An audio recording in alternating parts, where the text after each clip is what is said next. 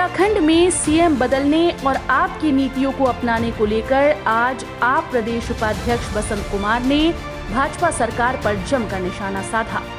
दरअसल बागेश्वर में आज आपके प्रदेश उपाध्यक्ष बसंत कुमार की ओर से पार्टी कार्यालय में प्रेस वार्ता का आयोजन किया गया।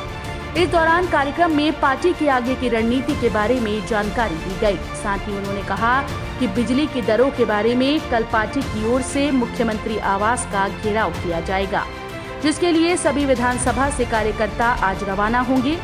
इस दौरान पार्टी की आगे की रणनीतियों पर चर्चा करते हुए आप प्रदेश उपाध्यक्ष ने कहा कि 11 जुलाई को विधानसभा चुनाव की महत्वपूर्ण बैठक होनी है, जिसके लिए दिल्ली के सीएम अरविंद केजरीवाल पहली बार उत्तराखंड आ रहे हैं। वहीं उन्होंने स्वागत को लेकर भी खास तैयारियां करने की बात कही। इस दौरान उन्होंने भाजपा सरकार पर आप पार्टी की रणनीति अपनाने का आरोप लगाते हुए कहा कि 100 यूनिट बिजली फ्री कर आप अपनी राजनीति चमकाने की कोशिश मत कीजिए। वहीं उन्होंने बताया कि आने वाले विधानसभा चुनाव में जनता भाजपा की गलतियों का मुंहतोड़ जवाब देगी और आम आदमी पार्टी को सत्ता में लाएगी। उनके पास कई विधायकों के फोन आते हैं, बीजेपी विधायकों के, वो उनके पास आने की तैयारी में है। क्या आपका भी यही कहना है?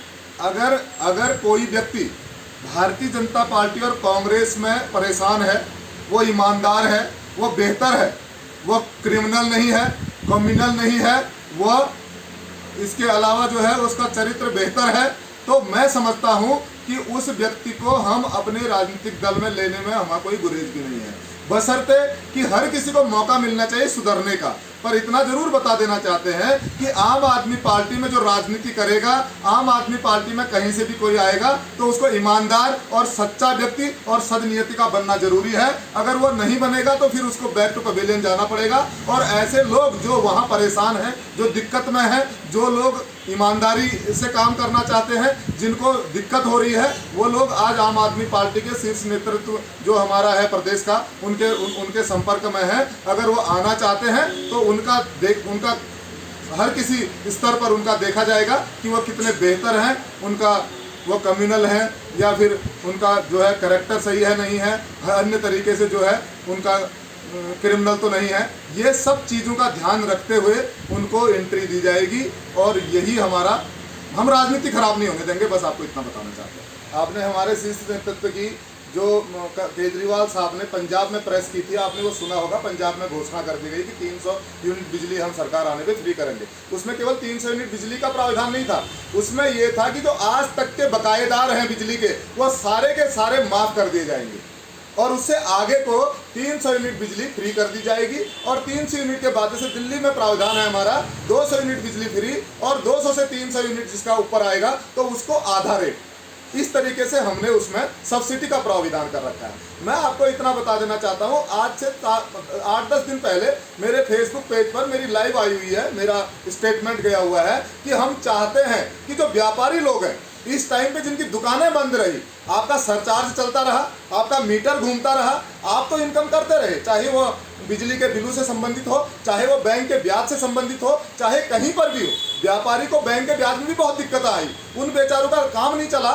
लेकिन क्या हुआ, बैंक ने अपने किस्तें चलाई हैं। इवन मैं आपको बता रहा हूँ, बकायेदारों को जो आजकल परेशान किया जा रहा है, उनकी आरसी काटी जा रही है। इस तरीके के सारी चीज़ों पर हम चाहते हैं कि सरकार जरा संवेदना के साथ सोचे और उनके प्रति मानवता का व्यवहार रखे, अपने प्रदेश की जनता के प्रति थोड़ा सा सिंपैथिकली सोचे। और इस तरीके का ये कोविड काल में जब आपदा की परिस्थितियां हैं, उस समय पर ऐसा ना करें। सबसे बड़ा दुर्भाग्य मैं क्या बताता हूं आपको, बताऊं, इतने वर्षों में 1947 से भारत आजाद हुआ है, डेमोक्रेसी की जिंदगी हम 1950 से जी रहे हैं, लेकिन भारत सरकार ने अभी तक आपदा का कोई भी फंड का कोई भी जो है हेड डिसाइड नहीं किया है। कोई भी आपदा का जो है हमारे पास कोई फंड नहीं दिखा। इवन प्रधानमंत्री जी मंच से जब कोरोना की आपदा फैल गई तो जनता से पैसे मांगते हुए आपने देखे होंगे कि भाई हमको जो है ना राहत कोष में पैसे डालने हैं, हमें इस तरीके से अब मदद करिए। जबकि देश अगर चलाना है, देश चलाने से पहले उस देश को चलाने वाले आकाओं को मैं कह देना चाहता हूं कि विपत्ति काल के लिए भी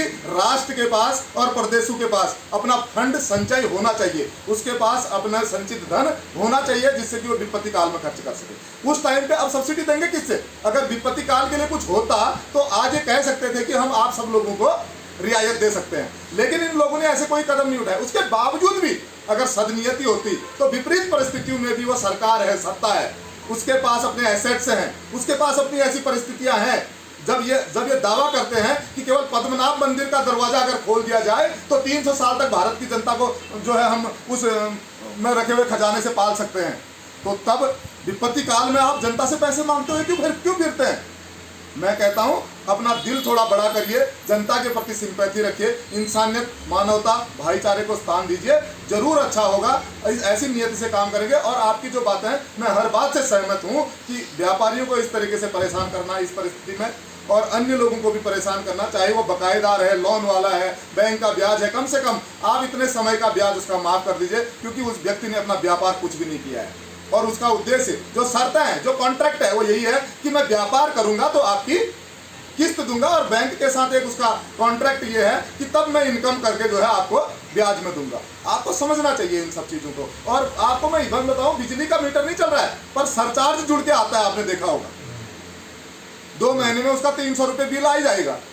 तो एक गरीब आदमी कहाँ से बिल देगा बताइए, वो कमा नहीं रहा है कहीं से भी। तो ये सारी चीज़ों के प्रति आम आदमी पार्टी पूरे संवेदनशील तरीके से सोचती है। और 6 महीने बचे हैं, अगर हम ये समझते हैं कि उत्तराखंड की जनता अगर हमारे फेवर में जो है उमड़ कर जिस तरीके से आ रही है, हम सत्ता पर आने वाले हैं, आने वाले 6 महीने के बाद हम ये बता देंगे उत्तराखंड प्रदेश को कि हम इस प्रदेश की जनता के साथ, उनकी परेशानियों के साथ, उनकी तकलीफों के साथ कंधे से कंधा मिलाकर एक भाई की तरह, एक स्नेही की तरह, उसके दुख दर्द को दूर करने के लिए एक राजा की तरह नहीं बल्कि उसके परिवार के सदस्य की तरह खड़े। उत्तराखंड से जुड़ी तमाम खबरों को देखने के लिए हमारे चैनल को सब्सक्राइब करें और बेल आइकन दबाना ना भूलें।